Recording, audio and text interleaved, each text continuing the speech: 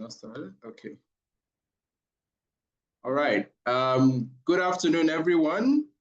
Thank you for joining us today and welcome to the STEM Virtual Masters Conclave 2025, Lagos, Nigeria. So we'll be introducing the speakers on today's session. But first of all, let me introduce myself to you. My name is Kayode Abbas. I'm the Regional Manager at Seed Global Education. Seed Global is the organization behind this event.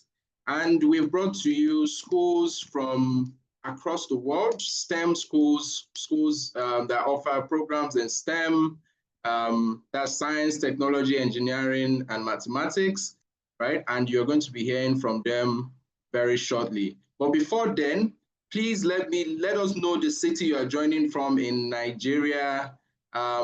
Wherever you are, please let us know in the comments. I'm going to open the chat now for you to leave the city you are joining from. So let us know where you are joining from. Okay, the chat is open. So please drop in the chats where you're coming from. Yes, I'm seeing all your comments. Usama from Bauchi, you're welcome.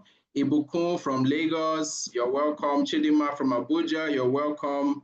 Olumayokun from Lagos too, you're welcome. Welcome to this event. Thank you guys for joining us early. We are going to start soon. I'm seeing all your comments, keep them going. And if you are excited to be on this webinar, on this event as well, please also let us know in the comments that you're excited. I can assure you that it's going to be a very, very insightful, very, very educative and informative and worthwhile event. It will not be a waste of your time. I can assure you that.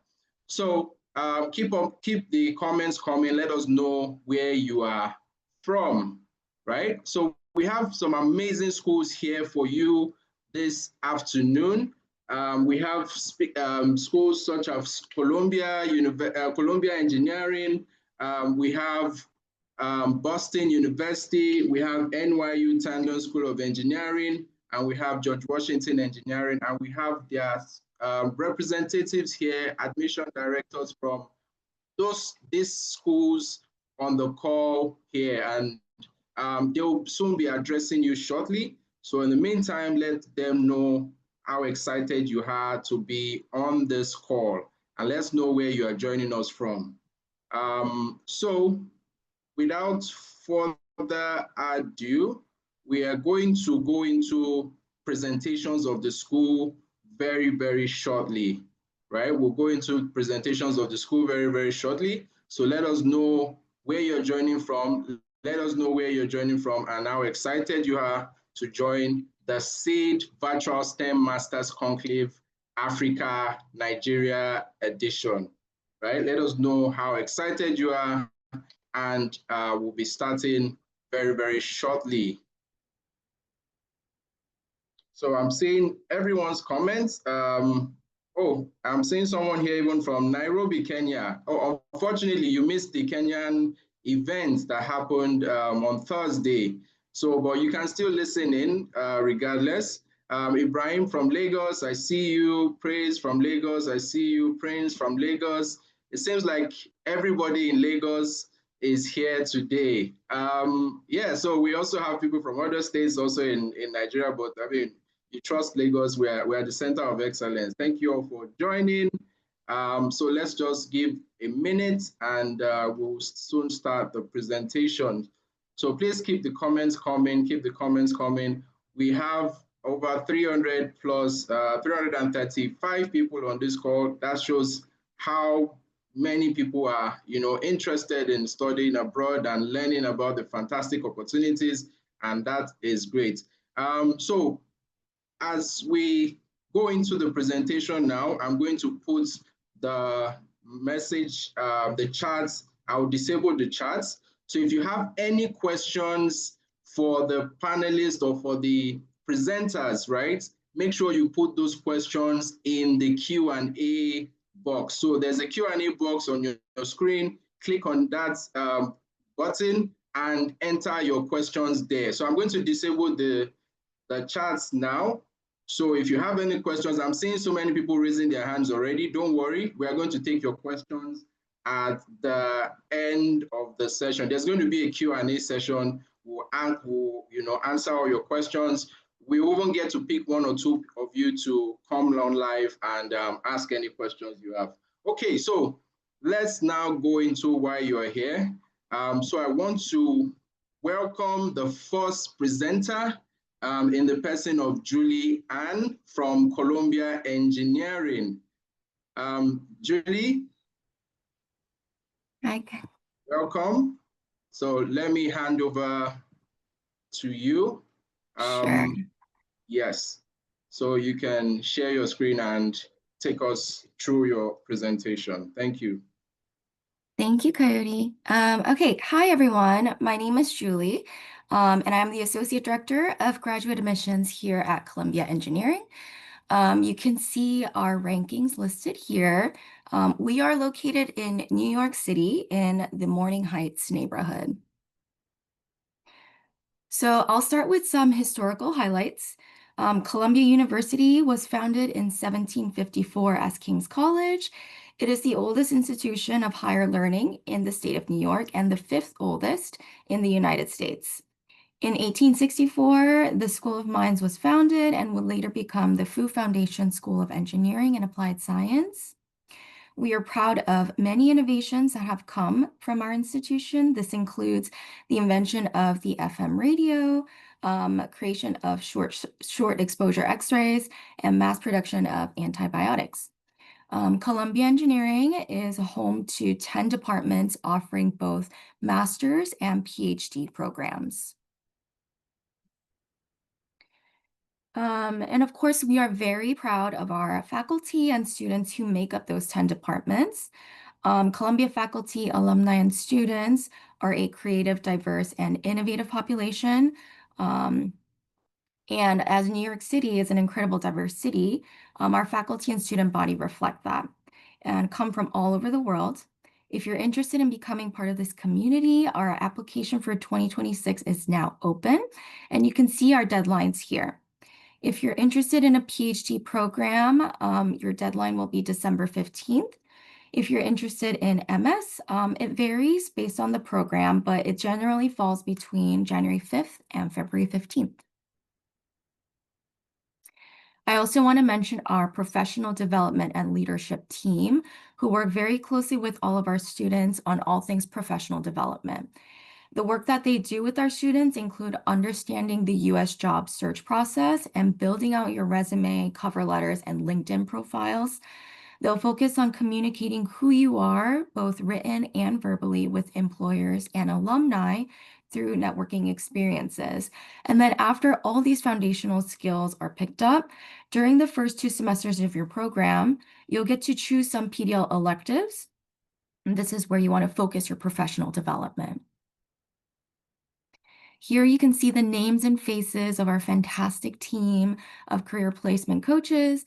As you can see, we have a career placement coach in every program. Some of these folks come from industry as well, and now coach students on how to be successful in this process and in these fields. So we also encourage you to start your application if you haven't already.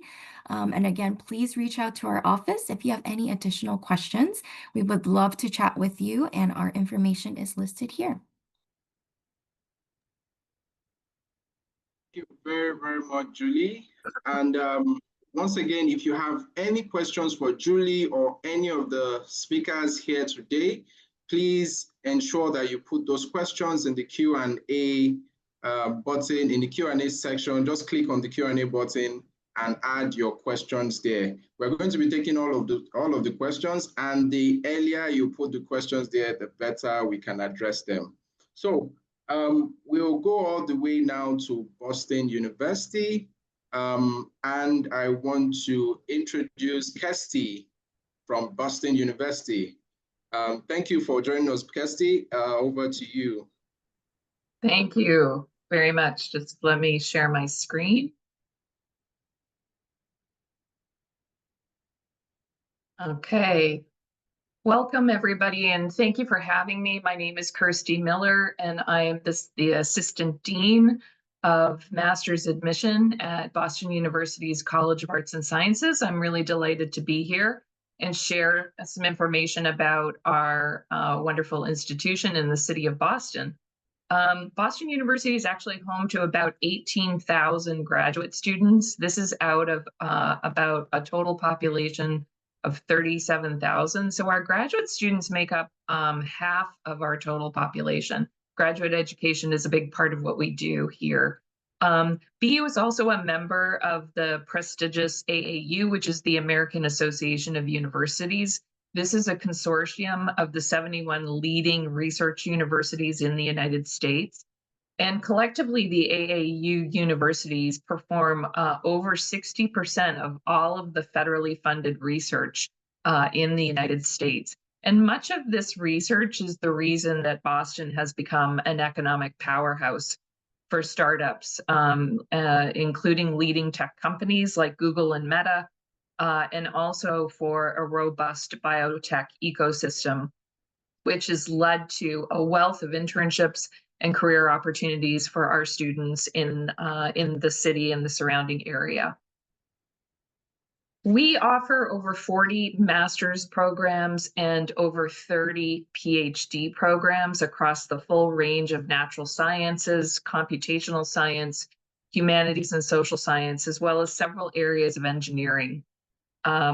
These are offered, of course, by our College of Engineering. We also offer programs in computer science and in artificial intelligence.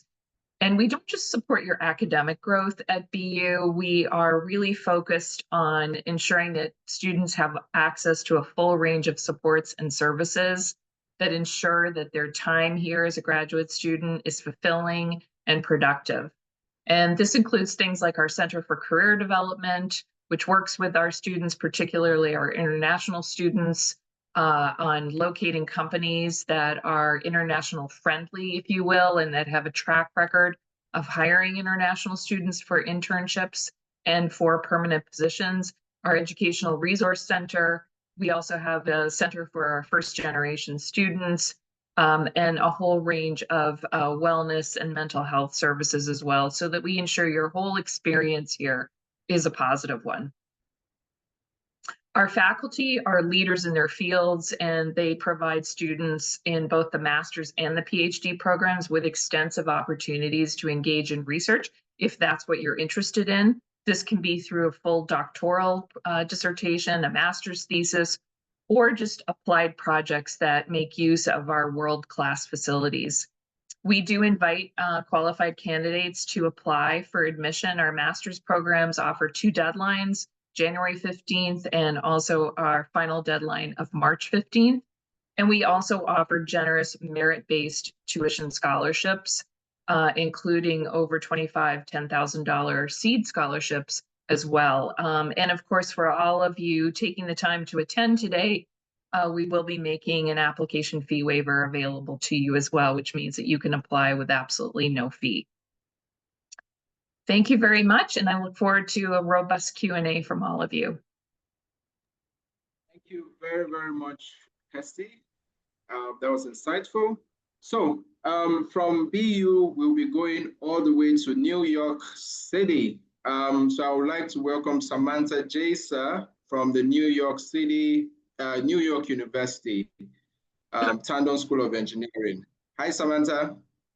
Hi. Hi, everyone. Good afternoon. I'm going to share my screen and walk us through a presentation for NYU.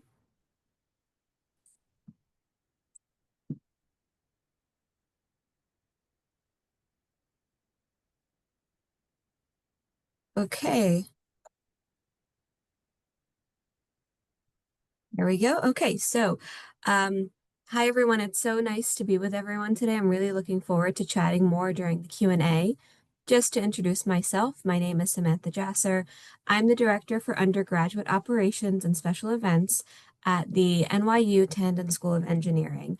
And I'm going to talk to you a bit about our graduate programs today. So you've probably heard of NYU. It's based in New York City. You probably didn't know that our engineering school is based in downtown Brooklyn. So NYU has these two main campuses, Brooklyn and Manhattan. NYU has expanded a lot over the past 10 or so years. We've jumped up 30 spots in the rankings. We offer at Tandon 33 different degree granting programs, over 11 different academic departments. And on the bottom right corner of that screen, you can see the different disciplines that we offer for both master's and PhD programs. One of the great things about NYU is that it's a large university. We have many different schools, and you'll have a lot of opportunities for multidisciplinary or cross-disciplinary learning if you're so interested in different disciplines that span across not just engineering, but also if you're interested in business, in health. You have that opportunity to not only take classes at Tandon and School of Engineering as your home school, you also have an opportunity to take classes in other schools, to collaborate with other NYU schools for research, for projects. The Tandon School is a large one. We have about 8,000 students total at the School of Engineering at NYU, and that includes over 5,000 for graduate and professional studies. The GPA, the cumulative GPA is about 3.5 out of 4 or higher for our students. We also offer really excellent services for career search. So when you are in graduate school, obviously career is so important for all of you, right? Especially if you're planning to take advantage of that OPT training and to stay in the US for a couple of years. You'll be eligible for that 3-year STEM OPT after finishing a degree with Tandon School of Engineering.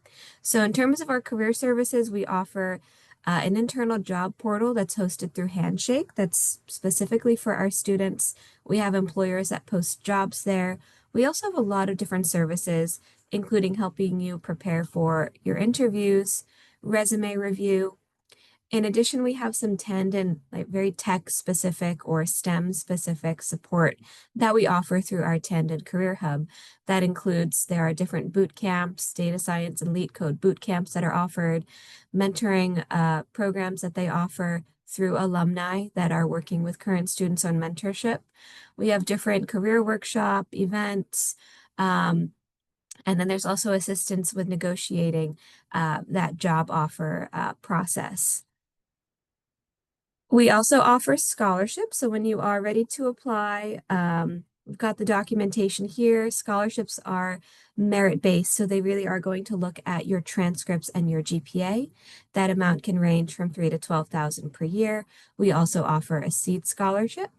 Now on the bottom part of the screen, I have some information about applying. So we have the required documents. I do want to highlight that everybody who's attending today can get an application fee waiver if they use this code, Tandon, BKLYN. If you want to write that down or screenshot it, that's an application fee waiver. In terms of the required documents, we'll take your transcripts, proof of your bachelor's degree, which could be a copy of your diploma or a provisional certificate if it's still in progress. You know, your essay, that there's going to be some responses to a prompt for your personal essay, the resume, 2 letters of recommendation, and then an English language test. I do want to note that the GRE is optional. So these are the requirements. For those who are looking ahead to next fall, we have a priority deadline coming up soon for masters. That's December 1st. That's also the deadline for PhD, December 1st. And then we have a final deadline for those who want to apply, February 15th. I do always encourage everyone to apply early. So that is about us, about NYU Tandon. So thanks so much, everyone. Looking forward to the Q&A. Thank you so much, Samantha. Thank you very, very much. So we'll take a flight now to George Washington from NYU. We'll take a flight to Washington, D.C., to the George Washington School of Engineering. And I want to invite Catherine Organs to take us with her presentation. Great, thank you. Thank you so much, Coyote. And hi, everybody. A good afternoon. Thank you so much for joining this session on your Saturday afternoon. It's a little earlier for us here in the United States on the East Coast. It's about a little after 8 a.m. here in Washington, D.C. As Coyote said, my name is Catherine Hugans. I am the Associate Director of Graduate Admissions and International Partnerships here at the George Washington University. We are located in Washington, D.C., like Coyote said, which is the capital of the United States.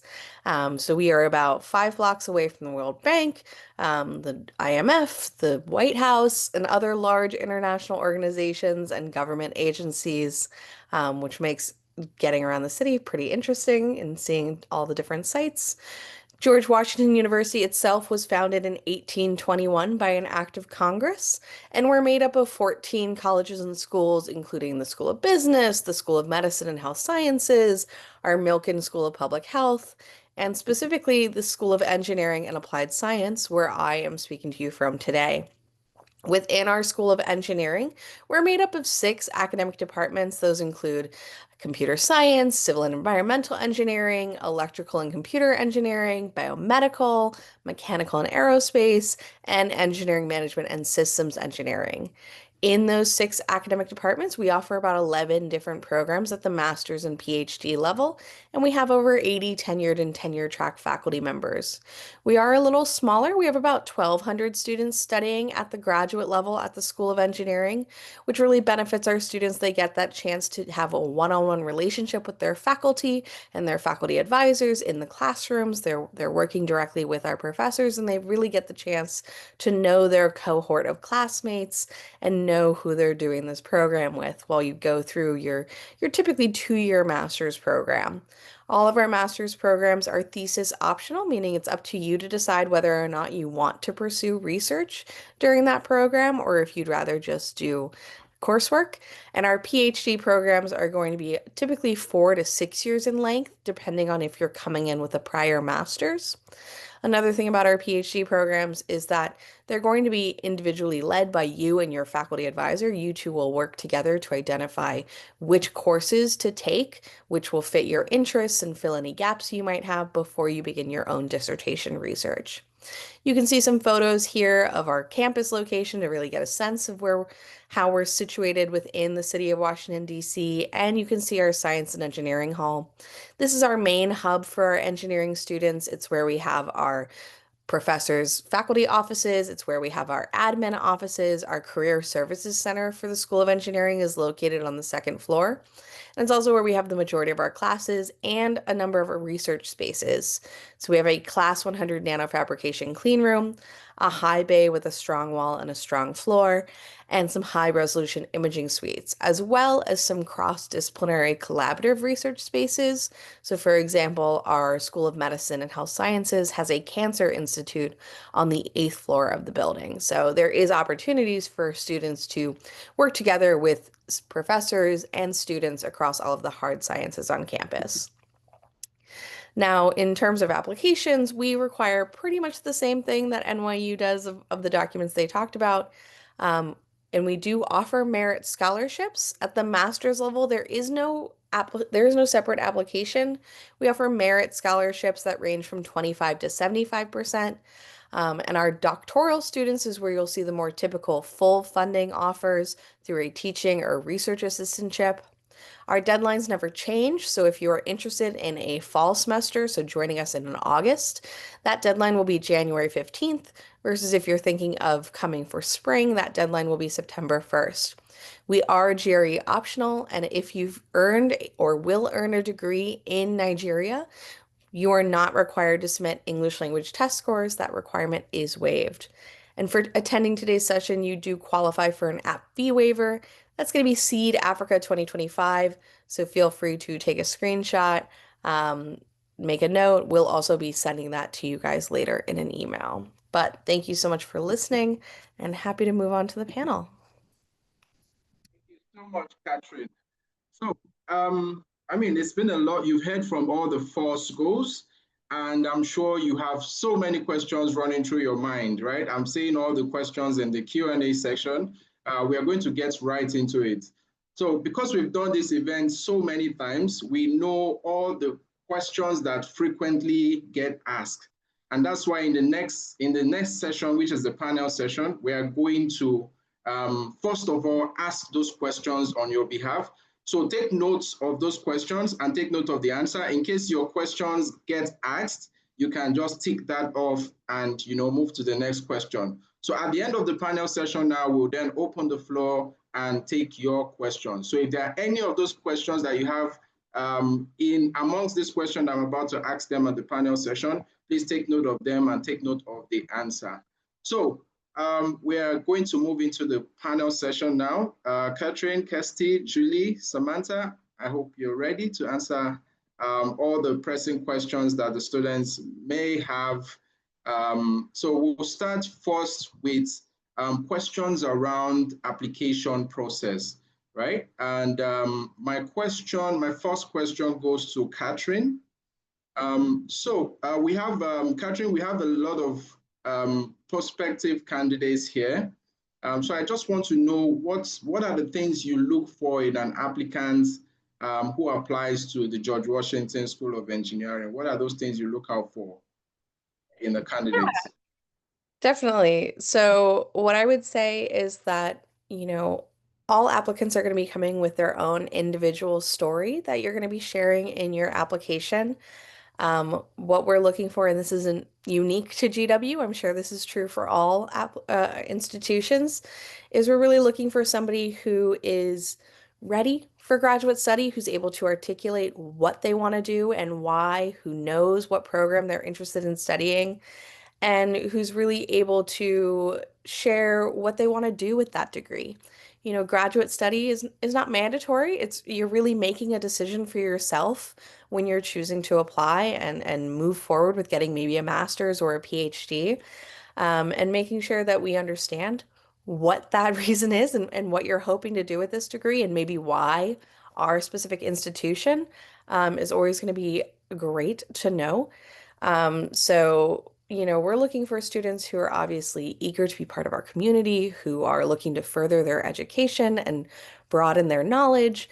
But we're also looking for people who are ready. You don't have to come straight out of undergrad. You don't have to work for several years if you know exactly what you want to do. It's really about being able to explain why you want to be here at this point. And otherwise, we're just looking for students who are eager to be here. I'm happy if anyone wants to add on to that. I needed coffee this morning, which I haven't had yet. That's okay, Catherine. Kirsty, Julie, Samantha, any comments from you? Sure, Catherine, I just got some coffee too, so we're on the same page here.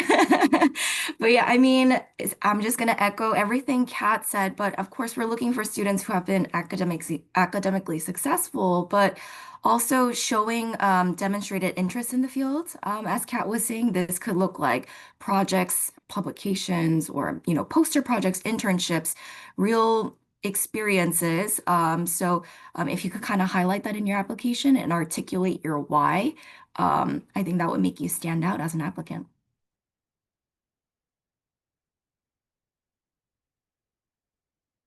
I think they said it all. Okay. I thought you wanted to also chime in as well. All right. So my next question goes to Kirsty, and it's about standing out as a candidate. So how can candidates stand out in their applications? Are there any particular things you're looking for? And does a strong GRE score compensate for a lower undergraduate academic performance? Yeah, that's a great question. I mean, I think that this is a sort of corollary to the first question and what Kat and Julie said in terms of we're all looking for a candidate that has, I think, a sense of clarity about why they want to pursue a graduate degree, and that needs to really shine through on their application, mostly, on their statement of purpose. I do talk about, sort of answering 3 questions on your statement of purpose. Why do you want to study this particular program? what is it that you want to do in the program. So many of us have talked about you can pursue research, you could pursue a coursework only degree. There are lots of ways that you can move through your program. Telling us what kind of experience you want to have in your program and whether research is going to be important is going to be also critical. And then thirdly, and Kat mentioned this, what you want to do with this degree when you leave us. You know, what are your career aspirations? How do you want to leverage this graduate degree for your future? And sort of being very clear and articulate about that is going to be a key a requirement, I think, for what we and our faculty are looking for. Of course, strong academic performance. We want to be sure that the students that we admit are going to be able to be successful in our graduate coursework. So we are not interested in admitting students who are going to struggle. We want to know that you can, we know the rigor of our courses, and we know the kind of student that we believe can be successful in those courses. So a demonstrated strong academic performance is really going to be key. Now, I want to emphasize that that doesn't mean that you have to have a perfect transcript. Nobody has a perfect transcript, or very few of us do. And it's important to recognize that you may have some blips on your transcript. Many students may have had a bad semester, or they, you know, something happened in their lives that that derailed them for a period of time in their undergraduate program. This does not automatically mean that you may not be considered for graduate study. It is, however, important for you to acknowledge that in your application and to address it in your application. So if you have things on your transcript that are not so great, or you had a bad semester, make sure you address that in your application. You can upload it as a separate document, for instance, to just explain that, excuse me, something might have been going on in your life that meant that you weren't able to apply yourself fully to your program. The worst thing that you can do is apply to a program and have a mixed transcript and never address it in your application. So that's a really critical thing. And I think it's important for people to know you do not have to be the perfect student in order to be considered for admission to the program. On the last question of GRE, I think that probably all of us here would tell you that our approach to applications is something that we call holistic, which means that no one component of your application is going to necessarily make or break your admission decision. That all of the components of your application, including your GPA, including a GRE if it's required, will be important considerations to get the full picture of who you are as a student. I think that if you did struggle, maybe at times in your undergraduate and maybe in some of the, you know, things like quantitative courses, maybe you didn't do so well in a couple of quantitative courses, a strong GRE quant score can provide some confidence to the faculty who are reviewing your application that in fact that you do have those skills and that you are capable of being successful in those quantitative courses. That was a long answer, I'm sorry. That was succinct. That was succinct. Thank you, Kirsty. Julie, do you want to comment on that? Or Samantha? No, I think that was great. It's very in detail. Okay. Samantha?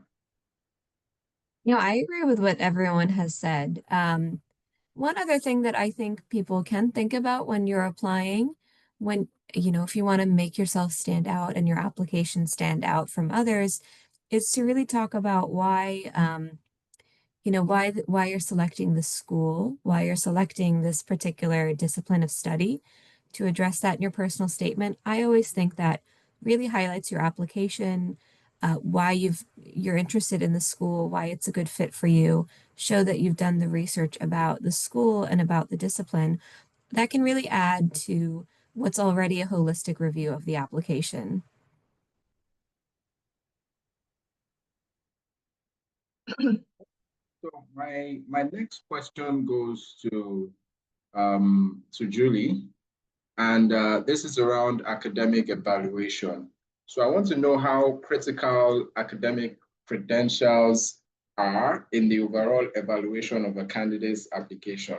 So how critical is the credentials in the evaluation of that candidate's application strength? Yeah, so similar to what Christy said, I think many of the schools, when we start looking or reviewing an application, we're going to look for prerequisite coursework, right? The rigor of your coursework. We value this really highly. It shows how you perform throughout your undergraduate career, and if you're kind of able to take on graduate level schoolwork. But again, we do take a holistic approach, right? You're going to hear a lot of that today. So I feel like it is a holistic approach. So if you feel like you performed poorly, don't be discouraged because, again, life happens. We're human. We look at every aspect of your application. So not just your transcript, but also maybe your resume shows that you have great research experience, internships, right? That could kind of supplement some of the scores that you're not so happy with your transcript. But I would say it is something that we highly value in the review process. Amazing. Thank you, Julie. Does anyone want to comment on that, or should we move? Does everyone agree with that? Okay. So my next question is for Samantha. And so correct me if I'm wrong, but the GRE tests are optional in NYU, right? That's correct. Okay. So with the GRE being optional, has this changed the level of competition in the applicants you have seen in the application pool?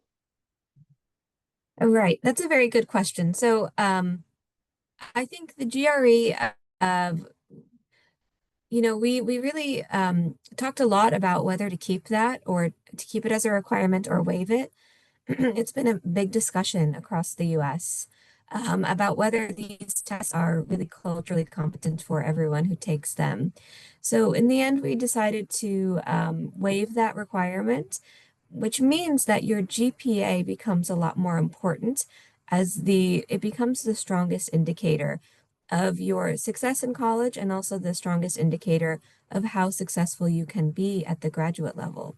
So I don't think it's become more competitive or changed the level of competition. It just means we're shifting where we're looking at as indicators of success. So the GPA does become very important.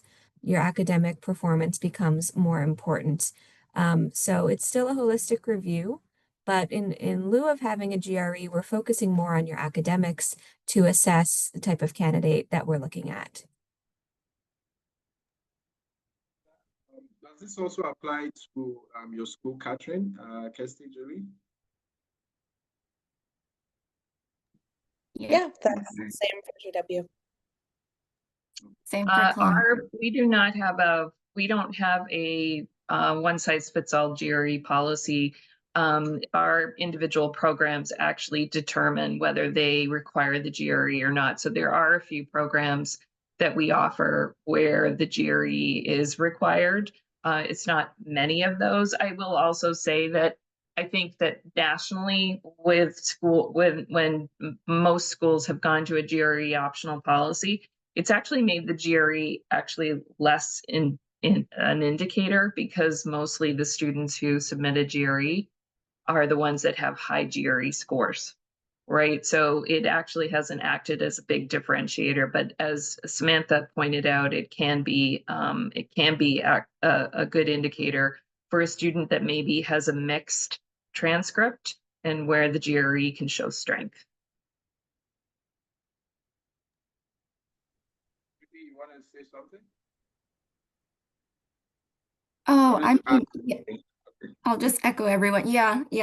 Same with Columbia. We are GRE optional, but only, take it if you feel like it will supplement and show strong, scores that will really enhance your application.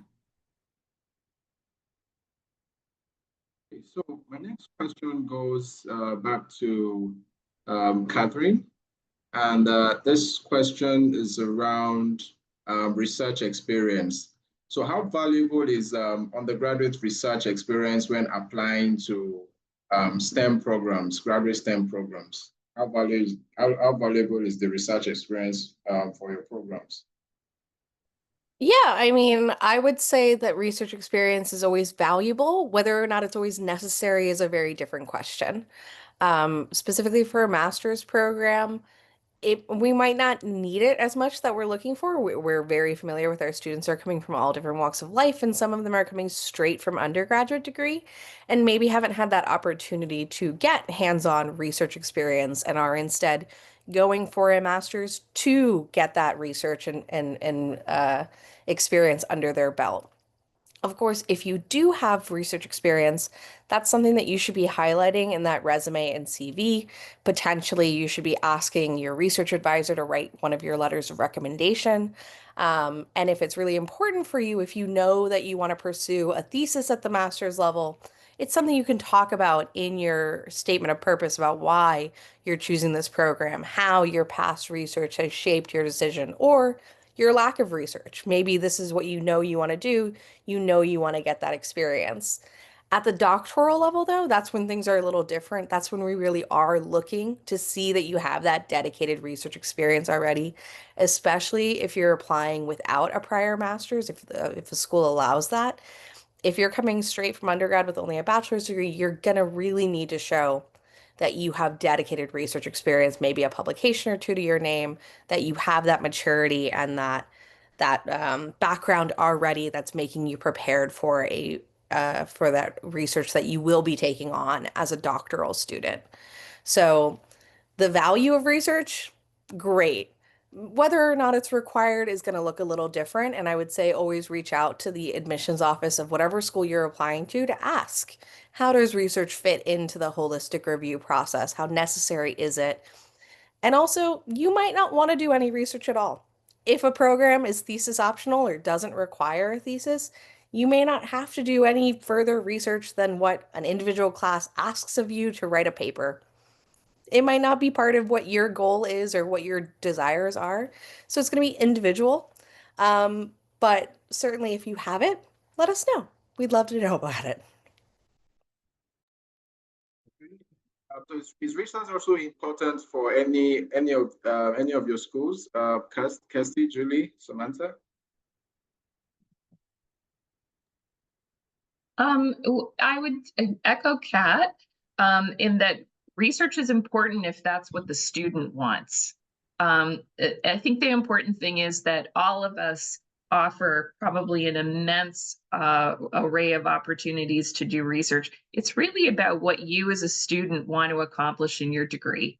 And so it's important to articulate that, right? So if research is going to be an important part of your study, or you want it to be an important part of your study, you need to give us information about that. What is it that you want to research? What faculty have you identified in our school that are involved in research that you're interested in? You know, help us understand how research might enhance your graduate experience and whether there's a good fit there. And Kat's point about doctoral is completely, absolutely on point. If you're pursuing PhD study, it's all about research. That's the whole reason you come to do a PhD. And so you have to be able to be very clear about and very specific about the kind of research that you want to do and why you have selected our school to be the place to do your graduate PhD study, because you have to make a connection between your interest in research and our faculty and the research that they're engaged in. So my next question is for you, Kirsty, and this is, I mean, and I'm sure you've gone through a lot of applicants' statements of purpose, right? And I mean, I'm sure you've gone through thousands at this point, hundreds and thousands. But what are some of the common pitfalls that you've seen in statements of purpose from applicants? And if you can also give some example of some terrific ones or some really good ones. Who is that for? It's for you, Kirsty. Oh, sorry, yes. I didn't hear the beginning part. Okay, well, I always start my answer to that kind of question with, make sure you put the right name, the school name, in any of your application documents. We see that more often than we would like, that a student writes a wonderful statement of purpose and then says Boston College instead of Boston University. So make sure that you're reviewing your work. That's really key. And I think, going back to what we were saying before, being as specific as possible in your application, making sure that you're highlighting your accomplishments. Julie mentioned how a resume can be a very important part of your application. Don't ignore the power of your experience. And this doesn't mean just work experience, but it means using your resume to highlight other ways that you have demonstrated leadership. Whether that's being involved in clubs or whether you took the lead on a research project, something like that. We're looking for people who are going to be able to contribute to our communities. And so any way that you can demonstrate that you've been able to do that in your academic career will be very helpful to us as well. And I'll hand it off to my colleagues to offer some other points. Yeah, I can definitely add a few ideas to this topic. So I have read a lot of applications and statements of purpose in my day. I think that sometimes we definitely want to see you tell your story in this statement of purpose, or if it's a personal statement, it depends how they have that prompt set up. Every school might be a little bit different. So you want to make sure you read the prompt, address the prompt. Sometimes we do want to hear your individual unique story, what makes you different, what makes you stand out from other applicants. And it's important because a lot of these programs don't have interviews, especially at the master's level. So it's really your chance to stand out and to distinguish yourself from other applications. So telling your story, talking about, how you might have overcome a challenge, how you problem solved. Let us know about your qualities in that statement of purpose. Also, if you're applying for a certain program, I like to hear about why you selected that major or that area of study in your statement of purpose, and explain to us maybe what you want to do with that, how that program fits in with your career goals, how this school is a good fit for you. Some things to be wary of. I mean, we do like to hear your personal story, but I've seen some application essays that go on very, they sound like a novel, and they tell a story from their childhood, and they said it like, one breezy afternoon, it's reading like a novel a bit. Just think about what's really essential to keep in that. You want to keep it to 1 to 2 pages, depending on the word limit, but just be mindful if you're telling that personal story, you do still want to keep it professional. It shouldn't be like I'm reading a novel. Another thing that I think we could talk about is the use of AI for your essays. Be wary of, I think a lot of people are using it to maybe edit grammar, things like that. Spelling, grammar is totally fine. You want to make sure that the essay is your original ideas.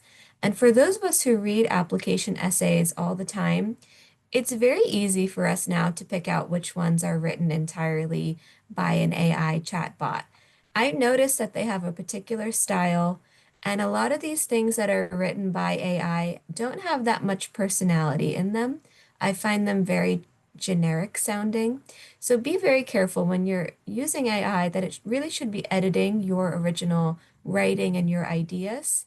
You can use it for, like vocabulary if you need a certain word you're trying to find, or mainly grammar, spelling, things like that.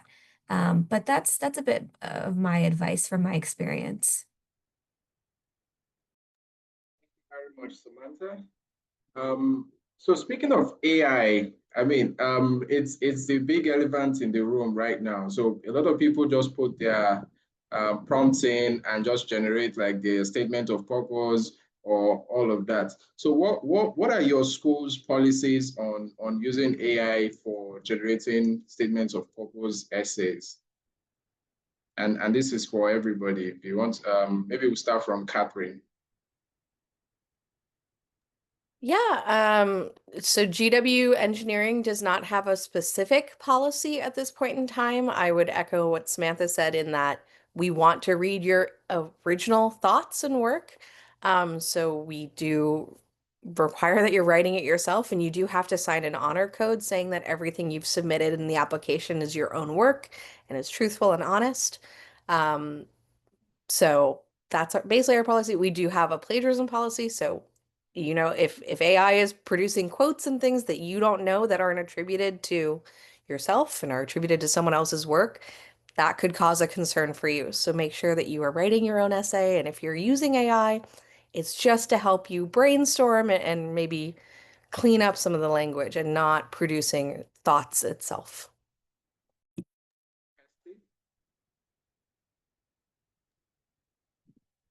At B, excuse me, at BU, it's sort of similar to what Kat said. We do actually have an AI policy for our current students. We don't have an AI policy specifically for students who are applying, but we would expect that students would be mindful of that and abide by that. And essentially, it is sort of exactly what Kat said, that that this needs to be your own work. And as Samantha said, I think that none of us would take issue with using AI to do light editing or to correct grammar.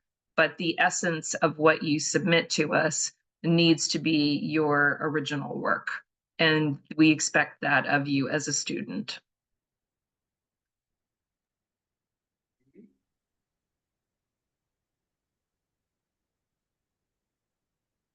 You want to speak to the AI policy of Colombia, Julie? Oh, sorry, I couldn't hear the first bit. Yeah, we have a very similar policy as well, and you do have to sign an honor code at the end of your application before you submit it, saying that everything that I am submitting is original and there's no plagiarism. So keep that in mind. Again, you can use it as a tool, but this is your moment to kind of show us who you are as an applicant. So really take advantage of that to paint your story. I would not use AI to write your story for you. There are some schools that actually have systems in place where they kind of detect AI, and if it is written by, ChatGPT. So just keep that in mind as well.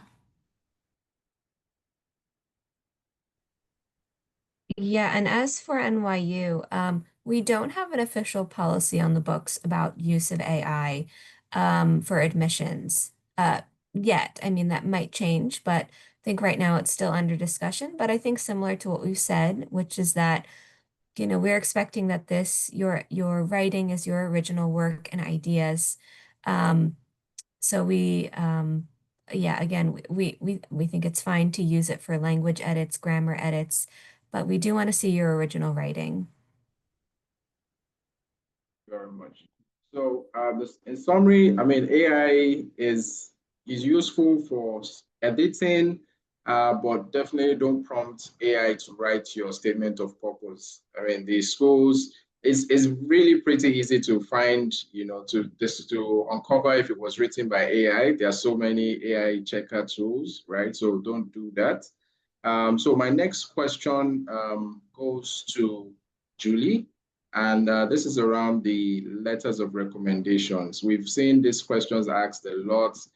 People want to know, who should I request my recommendation letter from, right? They want to know if they should request from, their lecturers and during their undergraduate year, or their friends, or their family members, or their, co-workers or bosses, right? So, but who do you recommend should be writing recommendation letters for applicants for graduate programs?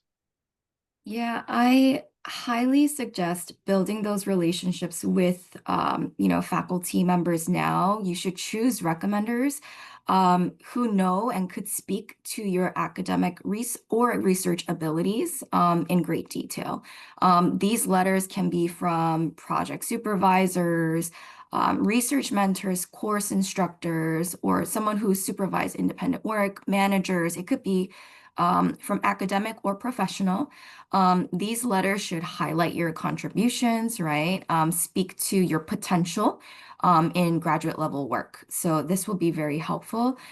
I will say avoid getting letters from people that you know casually, so like friends or family.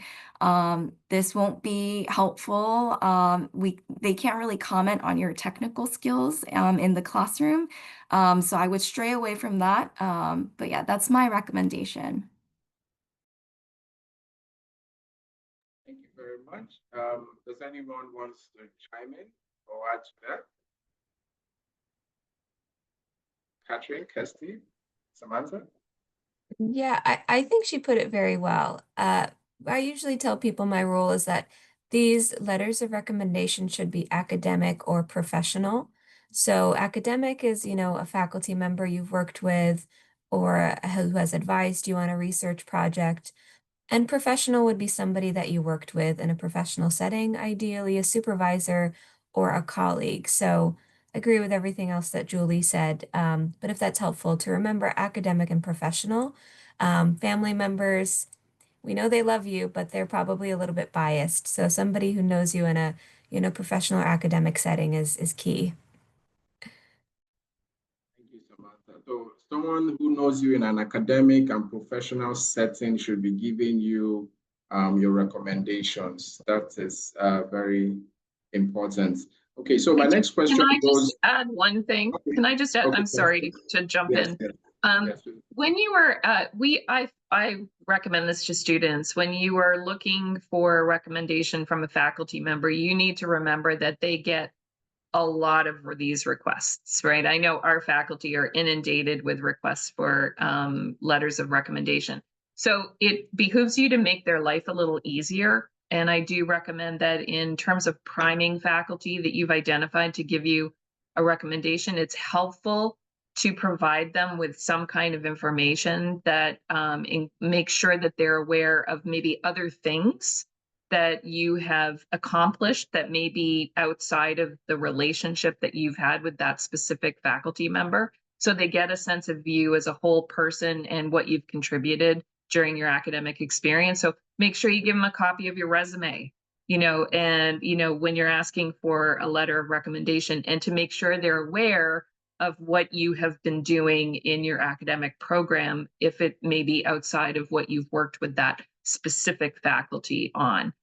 Because while they're going to focus on how they know you in the capacity that they know you, maybe they worked with you on a research project, it's also helpful to weave in some of these other things that present you as a sort of complete experience as well. So make their life easier. You're more likely to get the letter of recommendation if you provide them with some of this information up front.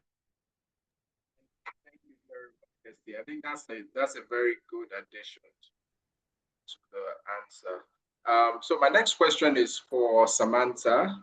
And so this is around the interview process.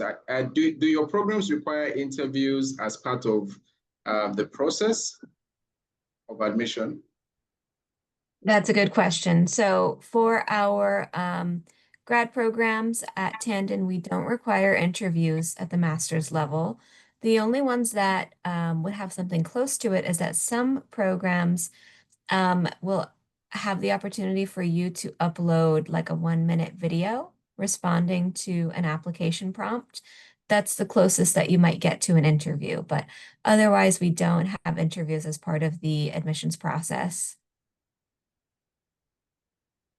And I think I'll be right to assume that all the other schools, Julie, your school, and Kirsty, Catherine, your schools also don't require interviews.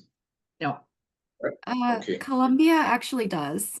Okay. So I Okay. So can, yeah. can you give tips for applicants that are going to be, prepare for such interviews? Yeah, so all of our MS applicants are required to submit a pre-recorded video interview. So This is how you will introduce yourself holistically to the admissions committee. This is not a pop quiz. We won't be asking you about, what does ethics in academia mean to you, right? So this is a chance to kind of show yourself. Apart from all the documents that you've submitted, we might ask you about what is your favorite food? What did you do over the summer? So my best advice is don't over prepare. I would say review your resume beforehand just to be able to talk about yourself and everything that you've accomplished and, highlight those things that you're really proud about and why you would be a good fit for this program. So also don't script your responses because we're able to tell if it is scripted. But just be your authentic self.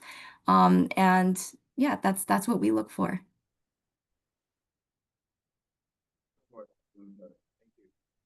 Okay, so my next question goes to Catherine, and I think this is one of the questions that a lot of people here would have, right? And it's around opportunities for students after studying and completing their degree in the US. So can you elaborate on visa options like CPT and OPT for STEM graduates? What are the opportunities available after they complete their studies? And are there opportunities for them to stay after their programs? Yeah, of course. So if you do end up studying in the United States for your graduate education, you'll most likely study on what's known as an F1 non-immigrant student visa. What that process looks like is once you're admitted to a program, you and the school work together to receive a Form I-20, which is a government document that has all of your biographics, school, financial, and programmatic information. You'll use that I-20 to actually apply for your F1 visa at your local U.S. embassy or consulate. And then once you receive that visa, that's when you're allowed to actually come to the United States. When you receive that F1 visa, you and the US government are entering into an agreement that your main purpose for being in the US is to be a student. It's to go to classes, pass exams, get a degree. So what that means is that there will be some restrictions put in place for when and where you can work. Typically, during the first year of your program, you are only allowed to work on campus. So at the gym or the library or an admin office, and you can only work part-time. After that 1 year is when you typically become eligible for something called CPT, curricular practical training, and that's the status that allows you to actually go off campus and get an internship or a job in your field of study and get practical work experience in your field. If it's during a school break, you're not limited to part-time. You can work full-time or more. And then once you graduate is when you become eligible for OPT, optional practical training. This is true for all F1 students. You're eligible for a minimum of 12 months of OPT, where you can work in your field after graduation in the US for at least 1 year. But then some students are eligible for something called the STEM OPT extension, which means after that 1 year, you can actually extend and stay for an additional 2 more years. So that's a total of 3 years of work experience, STEM being science, technology, engineering, and mathematics. And the US government identifies which programs are STEM eligible. So at GW Engineering, all of our programs are, and I know a majority of the programs that everyone is talking about today are STEM eligible. At the end of those 3 years is when you would talk to employers about H-1B, or you would return home, or move to Germany, or start a new program. But so I know there's been a lot of headlines this fall about H-1B, and I would say, one, you probably wouldn't be thinking about H-1B or applying for that for 5, 6, 7 years from now. Policies might change. And all of our schools will have dedicated offices there to help you, to make sure you're aware of what opportunities are available to you, that you're not missing CPT and OPT deadlines, and that you know if there are changes happening to other visa offerings. And then the other thing I would say is H-1B, the clarifications have already been coming out about that policy, and one of them is that they were talking about people coming to the US on H-1B, not people transitioning within the US. So if you are a student moving from OPT to H-1B, it doesn't sound like you would be liable for those fees. And then, of course, just keep in mind always if you're reading a scary headline, a newspaper or online journal is trying to draw your eyes. They're trying to get clicks from you. They might be taking the not quite a good faith view of what they're reporting. So just always trust the experts, reach out to the schools if you have any questions. But yes, there are lots of options and opportunities to get work experience in the US still on your student visa. So definitely reach out to us if you have any questions. Very much, Kathleen.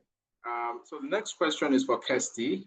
And I mean, we all see the news. We hear of the policies of the US government, right? But I would like to know how you describe the current job market for STEM graduates in the US.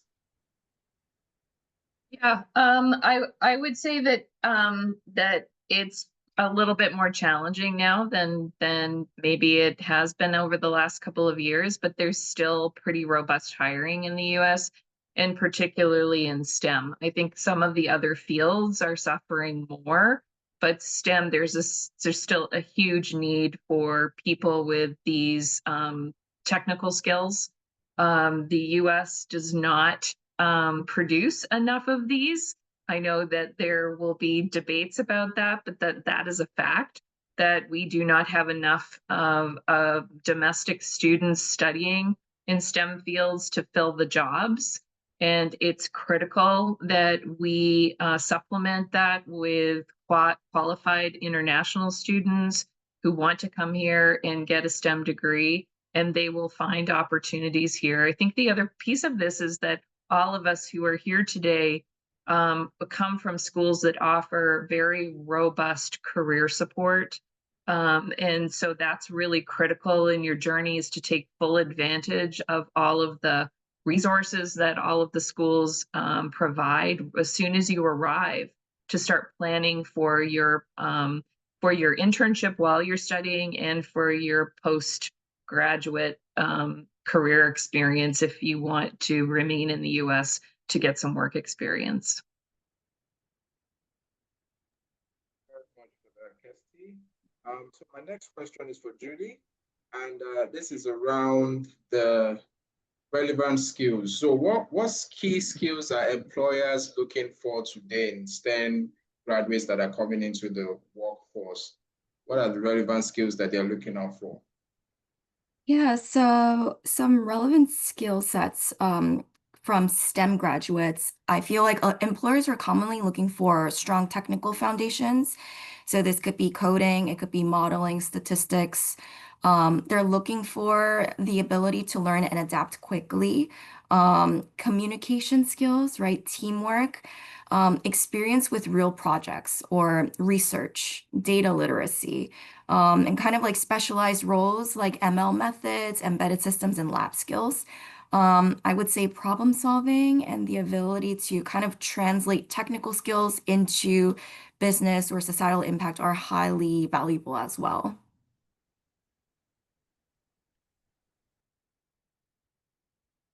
Julie? So Samantha, my next question is for you, and this is around leadership. So leadership has become sort of a buzzword. I mean, everywhere you go, people talk about the need for leadership skills. So do you think leadership is a relevant trait for STEM graduates in today's world? And if yes, how can candidates showcase their leadership abilities while applying and interviewing for jobs post their STEM degree? Samantha? It definitely, yeah, great question. So I think that employers, when they're looking at applications and applicants, they're not just looking for those technical skills, they are looking for other soft skills. And I think leadership is one of those very important soft skills that they're going to evaluate people for at the interview stage. So definitely when employers are looking at resumes, they're looking for the technical skills on the resume. But when they see you in the interview and speak to you, that's when they're going to assess you for these soft skills. And they're going to understand what kind of leader that you can be in their team. And leadership can be, someone who's a strong communicator. It can be someone who takes initiative, who is a self-starter. And when you're working, especially in STEM, on an interdisciplinary field or interdisciplinary team, say you're building something, say you're building electronics, right? You'll be working on a team across disciplines, and you need to know how to communicate and how to work together for successful results, and to work with different personalities. For me, a lot of that falls under leadership, right? How are you taking leadership with your team to get results? And some of those things that you can learn in the grad school setting would be through projects, right? Not only classroom projects, but if you're involved in extracurricular activities. NYU offers, we have something called VIP projects, vertically integrated projects, which are hands-on projects where you can work with students across disciplines on building things, on doing real world kind of hands-on projects. And you can learn a lot of leadership skills in these projects, in these activities, depending on how you use your time outside of the classroom in graduate school. But I think leadership is super important. I think a lot of employers are evaluating you for that. And getting those kind of soft skills um, during your time at graduate school is something you should all be thinking about, in addition to those technical knowledge that you're getting in graduate school. Well said, Samantha. Catherine, my next question is for you. And so given the tightening job market, what resources and what programs does your school offer to help students secure employment?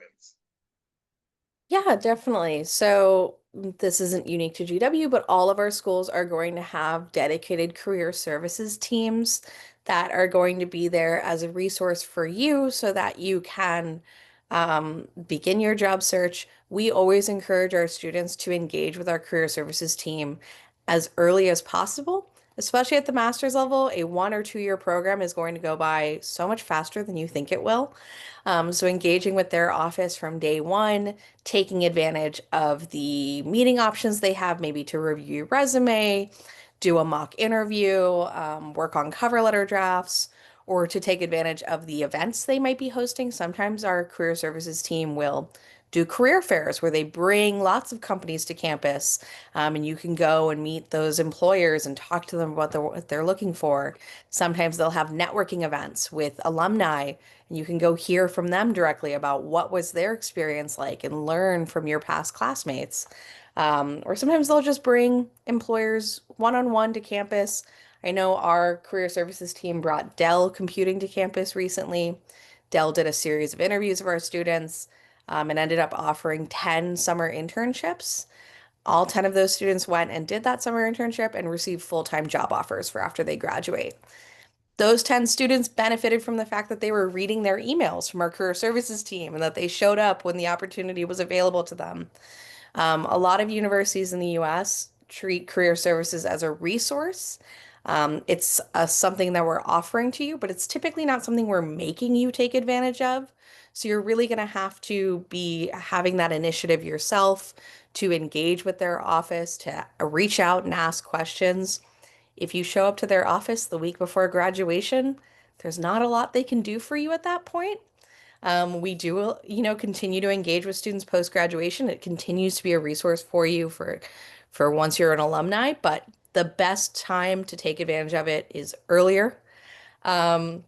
At GW specifically, we have a general career services office that all students across the university can utilize.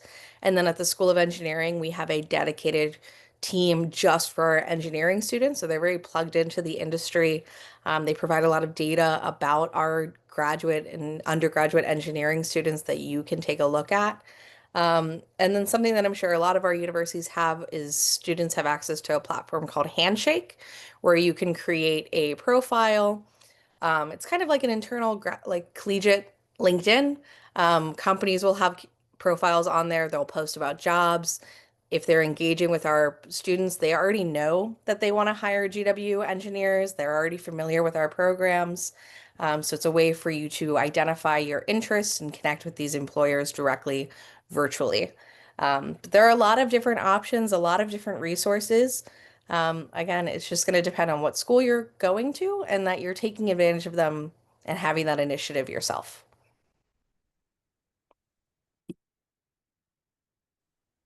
So Kirsty, earlier you talked about the U.S. Job market, right? So what industries and sectors continue to have a demand for STEM graduates?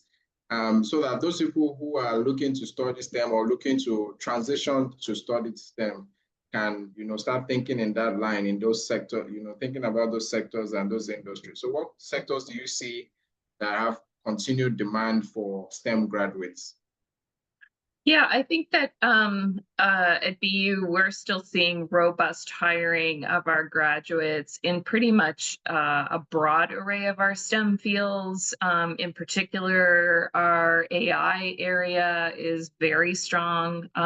Companies are embedding AI into all of their core business practices and are looking for students with strong technical skills in this area.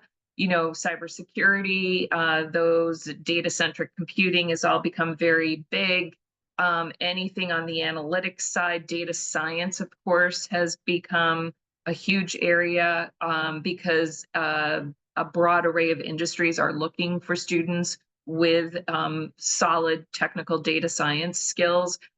Here in Boston, we are home to the biotech and pharma industry. This is a hub for biotech and pharma that continues to be extremely robust, and those fields are looking for a wide array of students, not just from the natural sciences, for instance, chemists and those kinds of things, but again, back to the data scientists and those with very robust data skills as well. The full range of engineering fields and disciplines continue to be very, very robust as well. I mean, I think that, it goes without saying that, STEM is kind of where the most robust hiring in the market is at the moment. And I think that some students who are perhaps in other fields, in humanities, for instance, or social sciences, are finding it more difficult to find positions.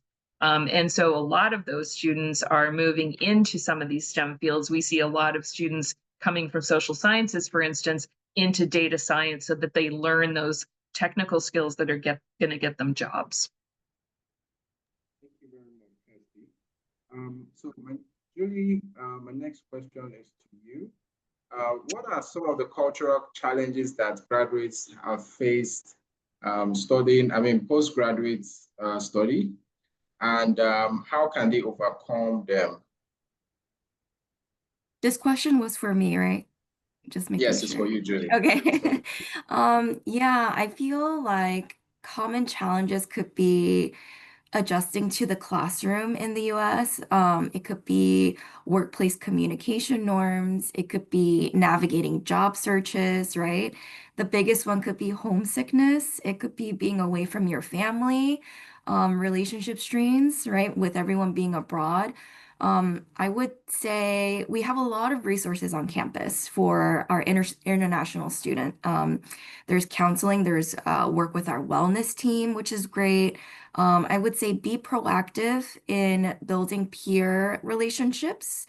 There's a ton of clubs on campus that you could be a part of and develop local support networks. And our Student Life and ISSO provides a really targeted program for our international students that could help with this.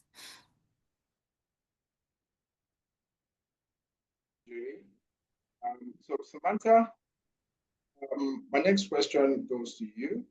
And I'd like to know, for those of us, for the candidates on this call that are entrepreneurs or entrepreneurs at heart, right? What support or resources are available on campus for them?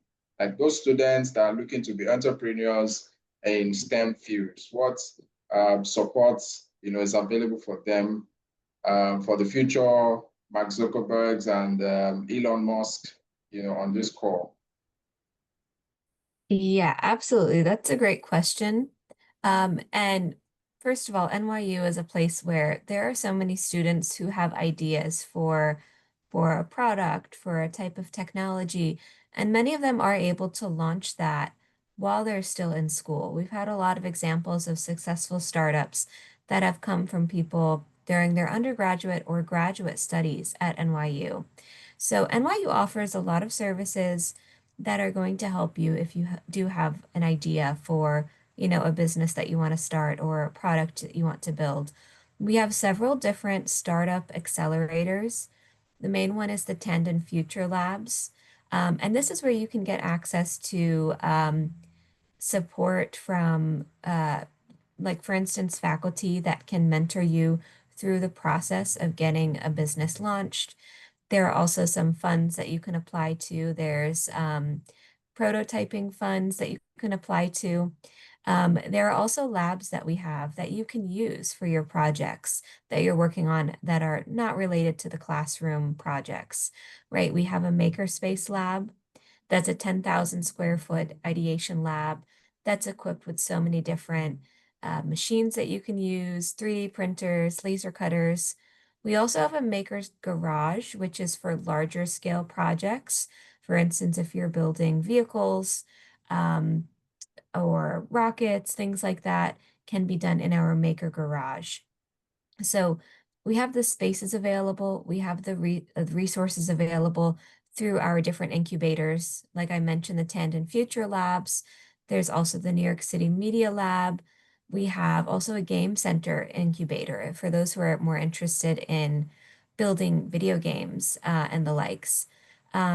NYU also has a couple of competitions that we have for entrepreneurship. There's the NYU Innovation Challenge competition. So we have students from across the university that submit their ideas or projects for this competition, and the winners can win some startup funds for getting their ideas launched into businesses. So I've talked a lot about what resources that we offer. There's the mentorship, there's the space, the machines, potentially funds as well. I also want to mention that where we're located in downtown Brooklyn is a huge area, right, for like startups. There's many different startups that have their headquarters based in downtown Brooklyn. There's over 1,500 different startups, and a lot of those people are NYU graduates. So within the university, there's a lot of resources. And then the ecosystem that we're in downtown Brooklyn is very tech innovation focused. Very much, Samantha.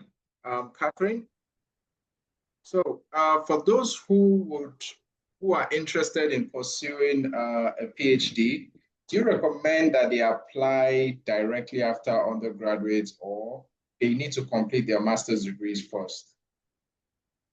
Yeah, that's going to depend entirely on the student and if they feel prepared to pursue a PhD at that point, if that's something they want. I would say also the thing to note is always making sure it's allowed. Some institutions will require that you have a prior master's before you apply for a PhD. At GW Engineering, we do allow direct entry, so we do allow students to apply with only a bachelor's. But I would say that if you are pursuing that path, you have to keep in mind that you will be within an applicant pool with students who do have masters. So you would have to need to be a very competitive applicant. What that's going to look like is that you have dedicated research experience already from your undergraduate studies. Ideally, you may have a publication or two to your name already. And you're going to need a compelling reason or rationale for why you are applying for a PhD without this master's. Why is this the right path for you? Why are you skipping that more traditional pathway?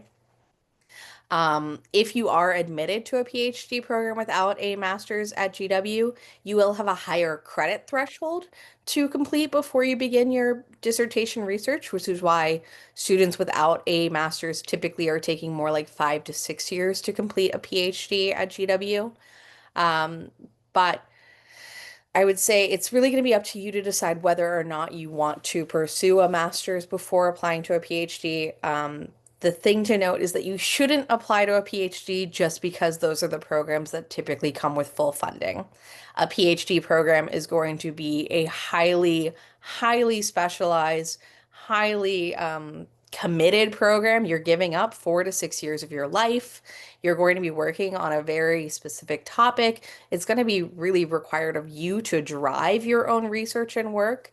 And so the reason for doing that shouldn't just be, this is where I'm most likely to get the most funding. It should be, I want a doctorate working on this very niche aspect of robotics and mechanical engineering where nobody else has done this research before.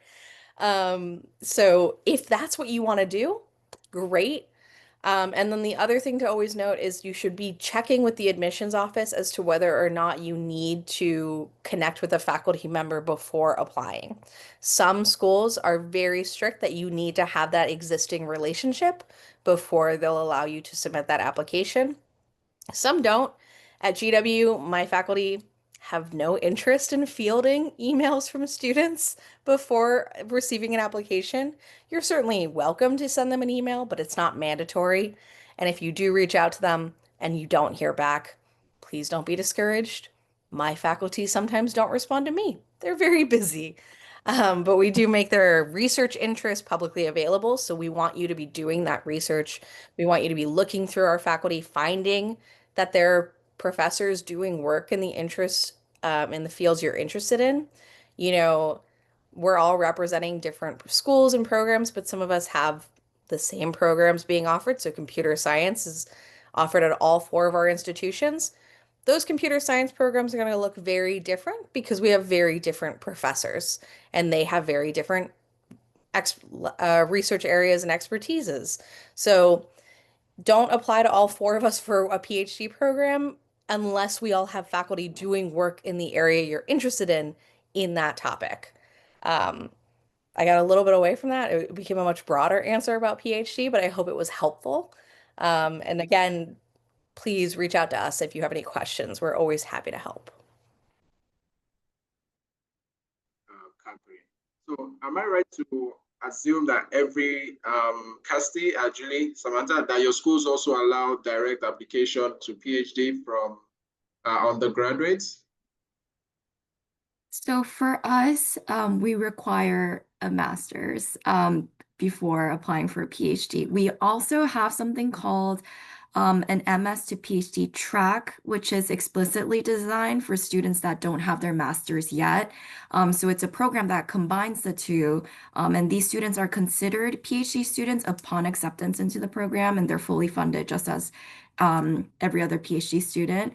But there is MS coursework that's wrapped into the program. Thank you very much, Julie.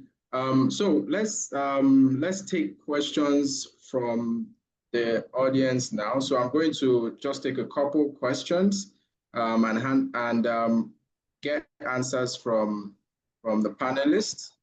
So the first question is from Abba Farouk Yakasai, and he says, is asking that does any of the schools offer master's program online for the person that is not able to travel to their countries? Does anyone want to take this? Does any of the schools offer programs online, master's programs online? Yeah, Yes, I'm sorry, go ahead, Julie. No, go ahead, Christy. We offer a few and are rapidly developing more, I will say. But we offer programs through our Met College in computer science.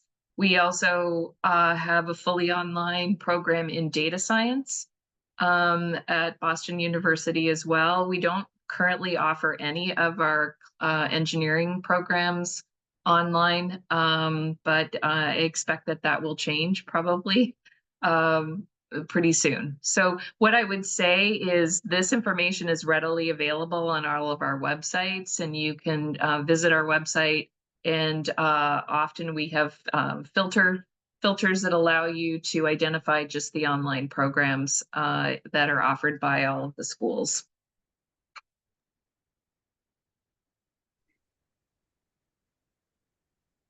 Yeah, Columbia has online programs through CVN. It's called Columbia Video Network, which is, I'll link the link in the chat later for you all. But we do have some certificate programs as well as some master degree programs.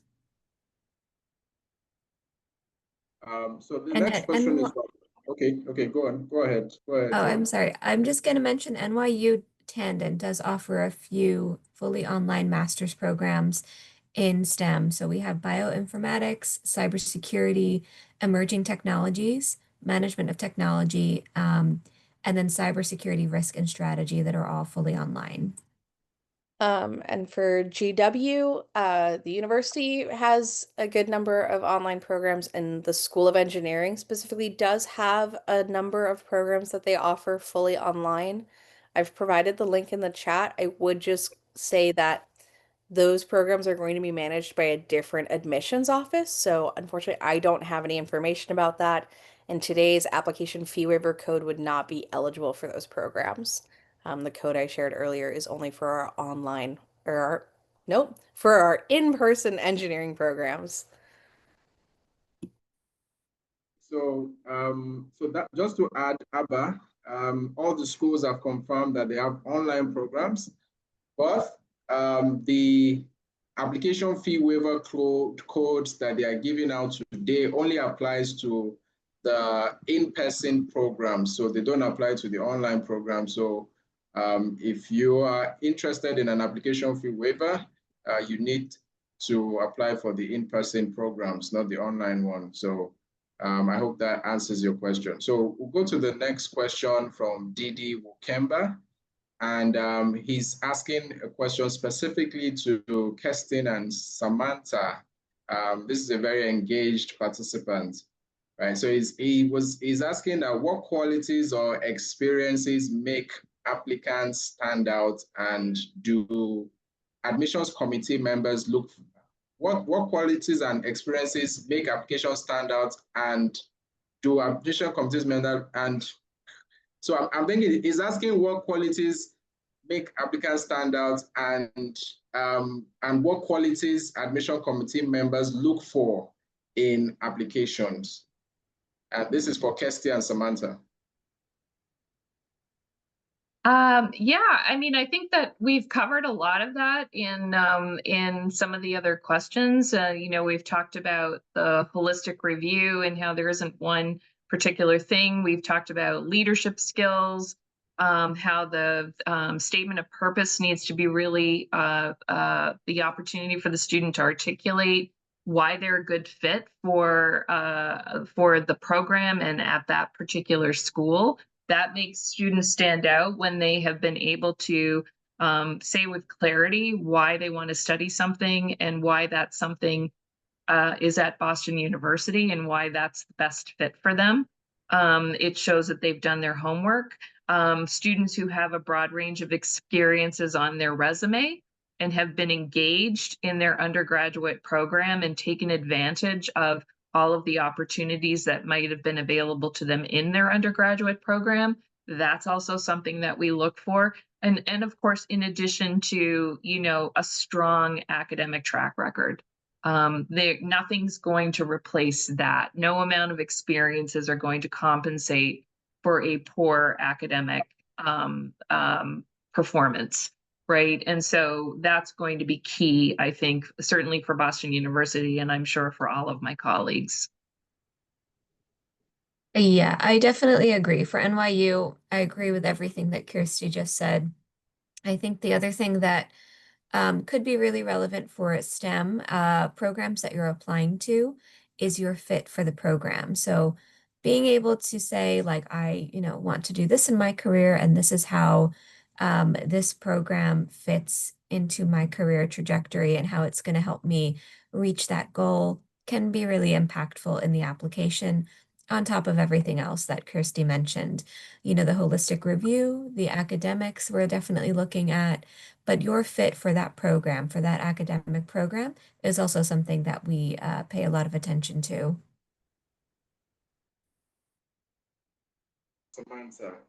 So there are two questions here surrounding the minimum, the least class of degree required for the application. So someone was asking if a 2.75 CGPA can apply for master's, and what is the minimum required degree class to apply for any of the school's programs?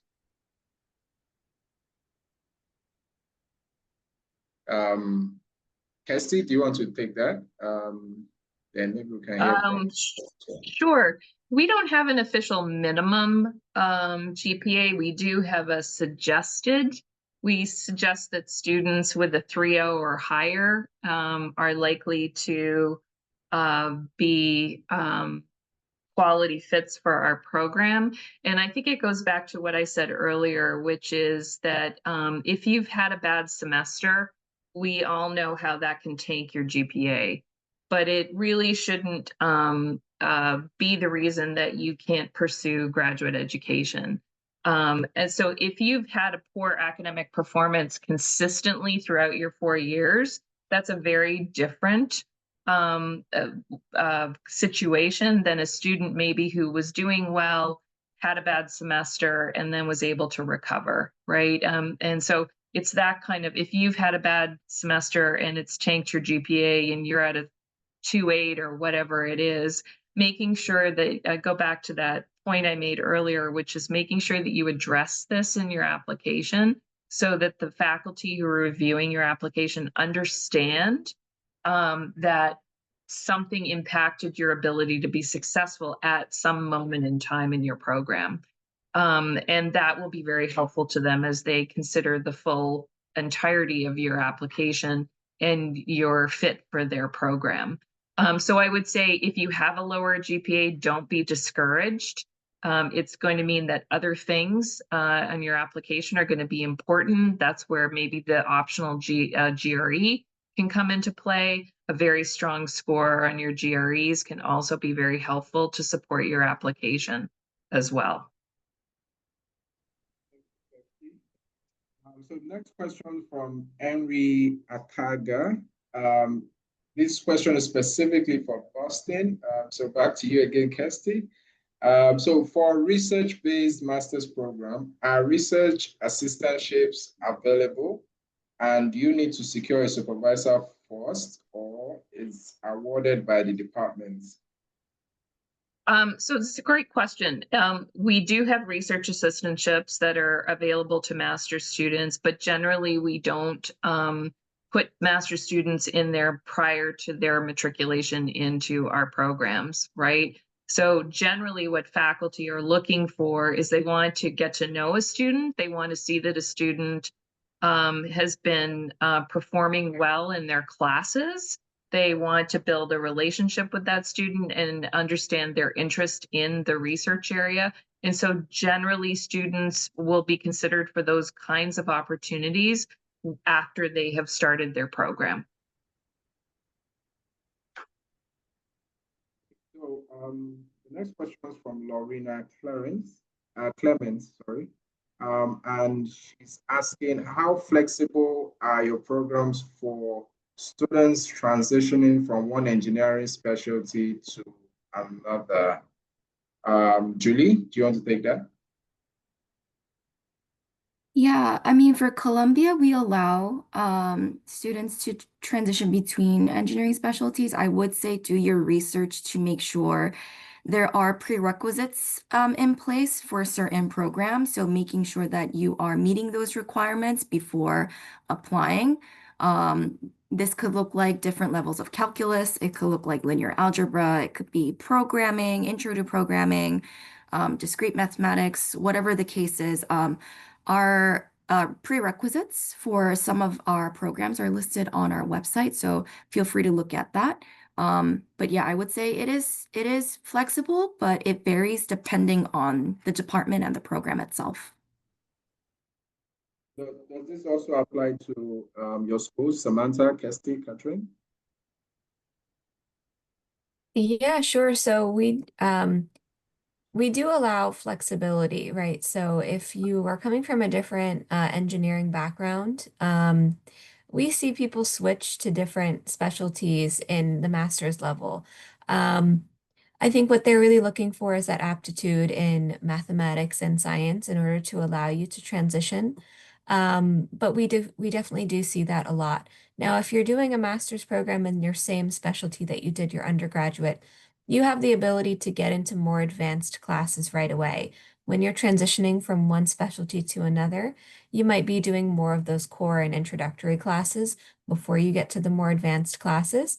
So that's something to think about when you're selecting what you want to switch over to. But we do see people do that, and I think it's a nice way to have a lot of versatility on your resume.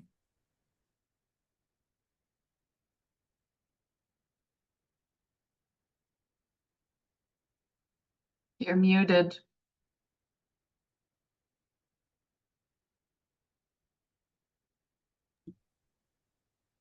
Oh, Your Sorry. microphone. Yeah. Sorry. I thought I was speaking. So sorry. Does anyone do you want to add something, Kirsty, to what she No, said? I think my colleagues said it all. I know that at BU we accept applications from to any of our disciplines if you have an undergraduate degree in engineering, but I will qualify, as Julie did, that there may be some prerequisites. So if you're coming from mechanical engineering and you want to get an electrical engineering degree, there are likely a couple of prerequisites that you may need that may not have been part of your mechanical engineering program. So it's important to check the websites for that information. This also applies to other STEM courses, right? So for people who study medicine or other sciences and STEM programs in their undergraduates, this also applies to them, right? Definitely.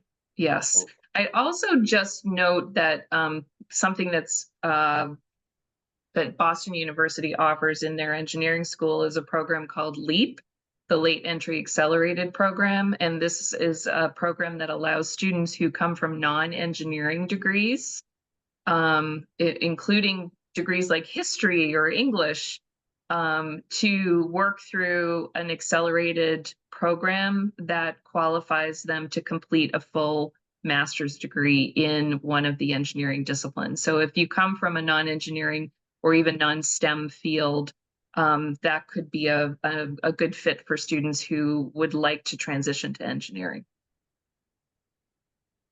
So the last paper we'll be able to take is from Divine Favor Ephraim, and he or she is asking, what makes one fit for teaching assistantship? Must the students have experience in teaching? Catherine, do you want to take a swing at it? Catherine? yeah. So what I would say is this might look very different at different institutions. For one thing, some schools use different language. Student assistantship could mean a student employment opportunity, or it could mean an assistantship or a fellowship with an actual professor. So I'll speak specifically to GW engineering, which for us, assistantships are typically at the point of admission going to be reserved for doctoral students only. It is not something we are awarding to master's students at the point of admission because we don't know you very well at this point. You're brand new. You haven't quite developed that relationship with our faculty yet. It doesn't mean master's students can't get an assistantship. It just typically wouldn't happen until you've been in the program for about a year. You've developed a relationship with your professors. You've done well in your classes. You've gone to office hours. You've networked with them at different social events. They might ask you to be a TA based on your performance in their class. They might invite you to take on a research assistantship in their lab if they know that you have similar research interests. But that's going to be handled very strongly by the individual academic departments and the individual professors themselves. My office has very little to do with it, and so I don't have a lot of information. Um, Assistantships at the point of admission for doctoral students, that's going to be decided by the faculty during the admissions review process. They're going to be looking very closely at your research interests. They're going to be looking at your experience, your performance in your undergraduates or master's studies. And they're going to let you know in your admissions letter if you're receiving what type of funding, what type of assistantship you are receiving, and with which professor. And then that will be your main point of contact for the next 4 to 6 years where you work with that person. So yes, assistantships, obviously, they're the most well-known funding probably for students looking for graduate education. But there aren't endless amounts of assistantship available. And it's going to be managed by those individual professors. Now, I think this also applies across all your schools. Kirsty, Julie, Samantha, right? Yes. Okay, okay, fantastic. So we have one hand raised, has been raised for a while. I don't know if the person is still has a question. Bashir. Hello, Bashir. Do you have, hello? Okay, seems like he's not available. So let's just take Ruth. Hi, Ruth. Hi, hello, good Yes, so please just keep your evening, everyone. questions. Yes, make your questions straight to the Okay, point, please. We have very little time left. all right, thanks for the opportunity. I just wanted to ask regarding the master's program. Is it compulsory we do a research, or we should just go, because I personally, I don't want to do a research program. I just want to go into professional program. I don't know if it is applicable to all universities. And secondly, I want to ask the HND program. Like someone that did HND here in Nigeria, can that person apply also? That's my two questions. Thank you. Yeah, I I can can. I can address the first part. We do not require students to do research for our master's programs. It's completely optional. So a student can come in and just do a series of courses and maybe focus on courses that have a major project component so that they can build those very practical skills that Ruth is looking for her professional career. So it's entirely up to the student to decide whether they want research to be part of their graduate program. Yeah, and I can speak briefly to the second point, and I don't know if everyone else knows the answer to that question for their individual schools. That answer will vary. Some schools will allow you to apply for a master's with a national diploma and a higher national diploma from Nigeria. Some schools will not. GW Engineering does not allow students to apply for a master's with an HND alone. You would need to have a prior bachelor's degree to be eligible for any of our programs. Again, that might not be true for all schools in the United States. There are over 4,000 universities. So you should reach out to the individual admissions office that you're interested in applying to see if you're eligible. That is also true of BU.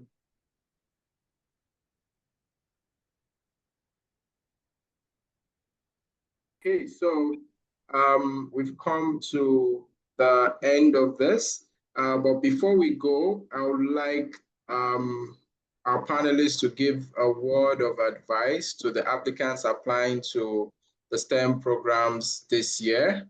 So I'll start with Catherine. So just give your one word or one sentence of advice to everyone who's looking to apply to the programs this year, everyone who's looking to study for their masters this year.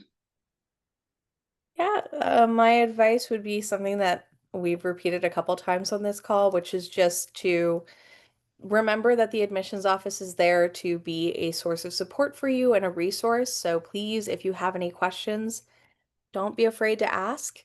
We are happy to help if you're struggling to find information on our websites. We are there to assist you. But we do also make a lot of our information publicly available. So make sure that you're checking out those websites, seeing if you can find that information, and then reach out to us. Very much. Kirsty?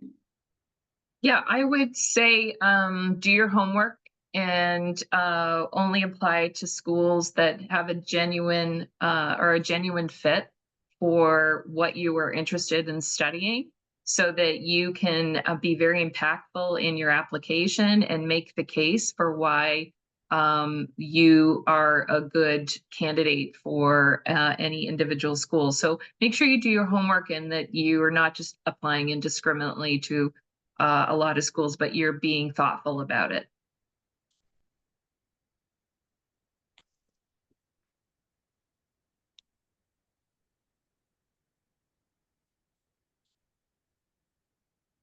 Word of advice from you for students intending to study their masters this year? It's for me, right? Yes, Sorry, Julie. I keep not hearing Yeah, the sorry, Coyote, you're cutting out at the beginning. When you start talking, we can't hear you. Not sure why, Sorry. but it's okay. Is it better Yeah. now? Can you hear me now? Yes, totally fine. Yeah, I would, echo what Kat and Christy said. Just know that we're here to support you. Just reach out to us. All of our information is available online. My biggest advice is to just approach your application with authenticity. Take time to research each program to see what aligns with your interests and highlight this in your application, whether it's through the video interview, through your essay. Tell us your story and why you're a good fit for a program, but also have fun with this process too. I know it could be daunting and scary, but this is a very exciting time, whether you're looking to go into your master's or your PhD. So just have fun with it. Very much, Julie. Samantha? Yeah, so everyone gave great advice already. A lot of it is like what was on my mind. Definitely be authentic when you're applying. Stay calm, stay organized, make yourself a spreadsheet with your deadlines. And I think that you all are going to be wonderful. I mean, just attending this today shows that you're already very on top of it. You're doing the research, which is excellent. I always like to advise people to apply early.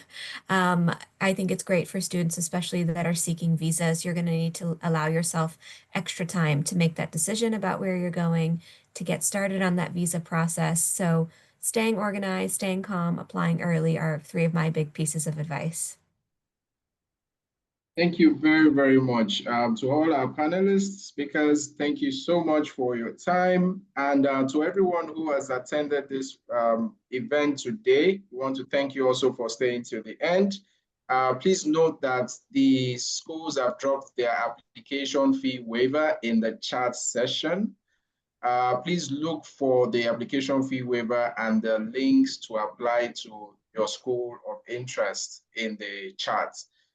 All the links are there, all the application fee waivers are there. Please, so that, it's important that you copy them or screenshot them so that you don't now start, emailing them, asking them for the same information that they basically have shared here, multiple times.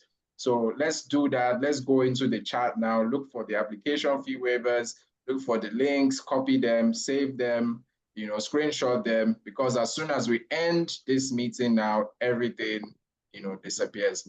And I also think that, the links or emails to reach them are also in the chat. So please, panelists, please help us, with emails for them to contact you through, or links for them to reach you through, so that if they have questions, they can reach out to you. Unfortunately, we'll not be able to take all the 99 plus, 100 plus questions here.